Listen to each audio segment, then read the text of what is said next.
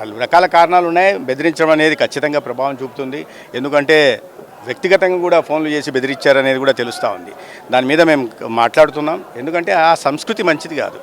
చాలామంది చెప్పారు ఇటువంటి అటవిక సంస్కృతి రావడం అనేది, అంటే రాష్ట్రం అభివృద్ధి చెందకూడదు, ప్రతి చోట అభివృద్ధి కార్యక్రమం ఎక్కడొచ్చినా దానికి ఫిర్యాదులు పంపడం, ఈమెయిల్స్ పంపడం, లేదా దాన్ని అడ్డుకునే ప్రయత్నం చేయడం, లేదా కోర్టులో పిల్లు వేసే ప్రయత్నం చేయడం, ఇవన్నీ చేశారు. ఇవన్నీ చేసిన తర్వాత కూడా, కోర్టులు ముట్టికాయ వేసిన తర్వాత కూడా, నీతి ఆయోగ్ చెప్పిన తర్వాత మొన్న నాకు కేంద్ర ఆరోగ్య శాఖ మంత్రి కూడా ఉత్తరం రాశారు, పీపీపీ మోడల్లోనే కళాశాల నిర్మాణం జరగాలని. ఇది విధానపరమైన నిర్ణయం విషయంలో ఈ రకంగా ఎవరైతే సంస్థలు ముందుకు వస్తున్నాయో, కన్సెషనర్స్ ముందుకు వస్తున్నారో వాళ్ళని బెదిరించడం అనేది ఈ దేశ చరిత్రలో ఇప్పటిదాకా జరగలేదు.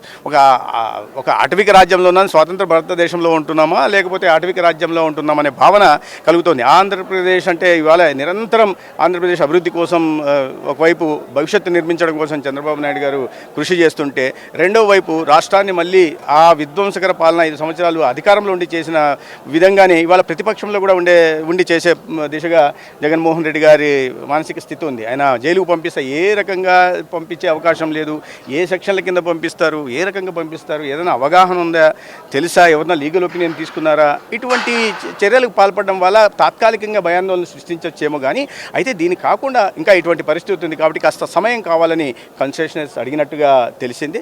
అయితే వారితో మాట్లాడుతున్నాం. ఇవాళే బెడ్ ఓపెన్ చేసిన తర్వాతే తెలిసింది కాబట్టి మాట్లాడుతున్నాం. ఆ విధంగా ఏది లేదు, వాళ్ళు ఎంత విధ్వంసకర దీనికి పాల్పడినా, ఈ రాష్ట్రంలో మెడికల్ కాలేజీలు రాకుండా అడ్డుకోవాలని ప్రయత్నం చేసినా, పేదలకు వైద్య విద్య అందకూడదని ఎన్ని కుట్రలు పన్నినా, పేద విద్యార్థులకి వైద్య విద్య అందకూడదని కుట్రలు చేసినా, లేదా పేదలకి నాణ్యమైన మెరుగైన వైద్య సేవలు అందకూడదని కుయంత్రాలు పన్నినా, దీన్ని ముందుకు తీసుకెళ్తాం.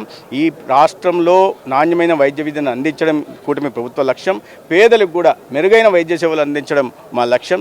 దాన్ని ఎవరు ఎటువంటి కుట్రలు కుతంత్రాలు చేసినా డివియేట్ అయ్యే పరిస్థితులు ఖచ్చితంగా ముందుకు తీసుకెళ్లే ప్రయత్నం చేస్తాం. అయితే విశ్వాసం కూడా నింపుతున్నాం. ఎందుకంటే వాళ్ళు గతంలో నిన్న పుట్టినరోజు సందర్భంగా వారు చేసిన ఇది కూడా చాలామంది భయభ్రాంతులను చేస్తూ ప్రజల్ని కొట్టడం కానీ, బాలింతలను కొట్టడం కానీ, కొడవళ్ళు తీసుకోవడం కానీ, రక్తాభిషేకాలు చేయడం కానీ, ఎవరైనా అభిమాన నాయకుడికి ఏదైనా పుట్టినరోజులో చేయాలంటే పాలాభిషేకాలు చేస్తారు కానీ రక్తాభిషేకాలు చేయడం నేను మొట్టమొదటిసారి చూస్తున్నా. అది ఏ రకమైన ఇదో మరి చెప్పి చేయిస్తున్నారో లేకపోతే ఆ మానసిక స్థితి అందరికీ అంటుకొని ఆ రకంగా తయారవుతున్నారో తెలియదు. కానీ ఇది రాష్ట్రానికి మంచిది కాదు, ముఖ్యంగా విద్యార్థుల భవిష్యత్తుకు మంచిది కాదు. ప్రజలు దీన్ని గమనించాల్సి ఉంది. ఇటువంటి రకమైన దీన్ని ప్రజలు తిరస్కరించాల్సిన అవసరం ఉంది. గతంలో తిరస్కరించారు, అయినప్పటికీ కూడా అర్థం కావడం లేదేమో. మళ్ళీ ఒకసారి కూడా ఈ విధానాన్ని ప్రజలు కూడా తిరస్కరించాల్సిన అవసరం ఉంది. ఫోన్లు చేసి బెదిరిస్తే గతంలో కూడా చాలా వరకు అడ్డుకున్నారు. క్రిమినల్ యాక్షన్స్ ఏమైనా తీసుకునే అవకాశం ఉందా దానికి సంబంధించి తెలియదు. అందుకని ఇప్పుడు దాని మీద కంప్లైంట్ వస్తే లేదు, ఖచ్చితంగా ఇప్పుడు వచ్చిన వాటిని ముందుకు తీసుకెళ్తున్నాం. తర్వాత కూడా ఇంకా ఎక్స్టెన్షన్ ఇవ్వడం జరుగుతుంది.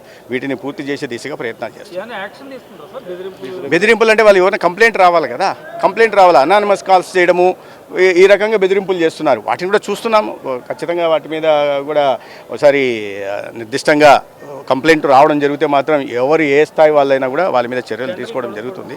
ఇది టెండర్ల గడువు నిన్నటికి వచ్చింది కాబట్టి మళ్ళీ మాట్లాడుతున్నారు, వాళ్ళ అధికారులు మాట్లాడుతున్నారు కన్సెషనర్స్కి ఇతరత్ర కొన్ని విషయాల్లో కూడా ఇది ఉంది. ఎందుకంటే ఈ రకంగా వారికి నమ్మకం ఉంది, మళ్ళీ ఇది వచ్చేది లేదు పోయేది లేదు అనేది.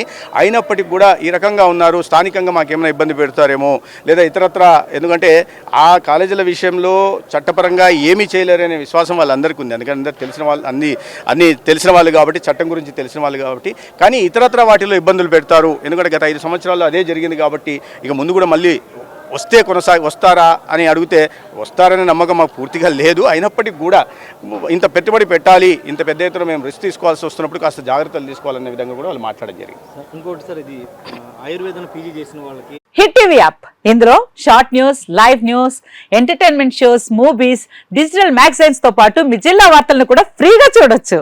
ఇంకెందుకు ఆలస్యం, వెంటనే హిట్ టీవీ యాప్ ని డౌన్లోడ్ చేసుకుని ఫ్రీగా ఎంటర్టైన్మెంట్ పొందండి. Hit TV app. Hit TV app. Please download hit TV app. Hit TV app ని ఫ్రీగా డౌన్లోడ్ చేసుకుని ఎంజాయ్ చేయండి. మీకు నచ్చిన ఎంటర్టైన్మెంట్ కోసం హిట్ టీవీ యాప్ ని ఫ్రీగా డౌన్లోడ్ చేసుకుని ఎంజాయ్ చేయండి. హిట్ టీవీ యాప్ ని డౌన్లోడ్ చేసుకుని ఆస్వాదించండి, ఆశీర్వదించండి. ఇంతమంది సెలబ్రిటీలు హిట్ టీవీ యాప్ ని డౌన్లోడ్ చేసుకోండి అని చెప్తున్నారంటే ఎంత మంచి యాప్ ఆలోచించండి. అమెరికా అమెరికా అమెరికా అమెరికాలో చదవాలనుకునే వాళ్ళకి విశ్వసనీయమైన పేరు మన శౌర్య కన్సల్టెన్సీ. UK లో 1 year masters. UK లో 1 year masters. 2 years work permit up to 5 years visa. Contact Saurya Consultancy. Contact 89851 89851.